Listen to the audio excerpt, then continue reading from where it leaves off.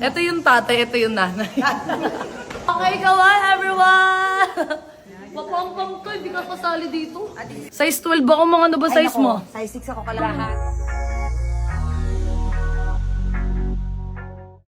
Nag-house tour nga itong si Herlin Budol dito sa bagong mansion ni Pokwang. Mula nga sa labas ng bahay hanggang sa kaloob-looban ng bahay ay ipinasilip ni Herlin. Makikita nga na nagsimula ito sa labas ng bahay at patuloy na pumapasok dito sa napakagandang mansion ni Pokwang. Nakabukas na, kaya tara na! Alam niyo ba kung kaninong bahay to? Kasi nag-house blessing ang isang taong malapit sa aking puso na talagang nakakaiyak sa sobrang lapit. Para siya mag-heart attack na talaga ako. Makakagulat kayo ah. Abang talaga! Mag-house tour nga ako! Congratulations! Ito yung tatay, ito yung nanay. Okay, kawan, everyone! Papampam ko, hindi ka kasali dito. Size 12 ako. Nagsimula ngang ipakita na rin ni Pokwang sa kanyang social media ang kanyang napakalaki at napakalawak na walk-in closet. Kitang-kita rin dito na napakaraming ang sapatos ni Pokwang na talaga namang nakapila. Mas malaki pa nga yata ang lagayan ng mga sapatos kesa sa lagayan ng kanyang mga damit. Mga ano ba size mo? Size 6 ako kalahat yung paa niya. Ang laki ng TV mo, ma'am. Kama niya, oh. Kama. Oy, may walk-in closet. Wala ba akong mabubura dito, ma'am? Matagal din kasi ako maligo. So, Ako din. Pag tayo mga matagal din ako. Oo, alam ko yan.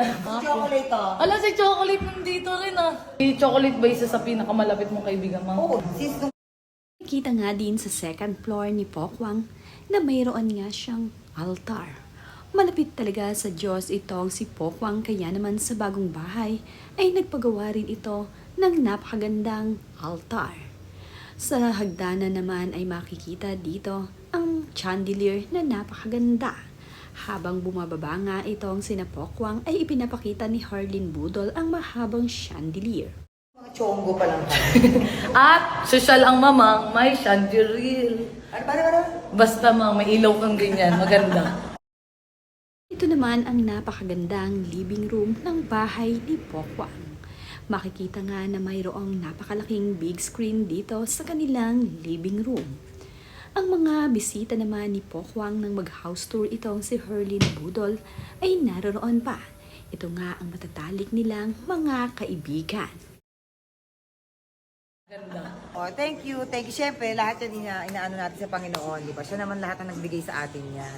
Salamat din sa ating mga subaybay sa atin, hindi ba yung mga tumatangkilik sa atin. Thank you. Ganon. Maiiyak si mamang. Tama na. Maraming salamat, mamang. Nasabi ka ba, Jason?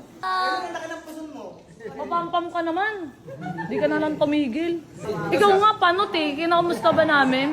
Tama na, pati na tayo. Ang ganda ng bahay mo. Congrats. At I love you, Mang, kasi in-invite niyo ako rito. Thank you, Mamang. Happy congratulations sa bago mong bahay. Mwah.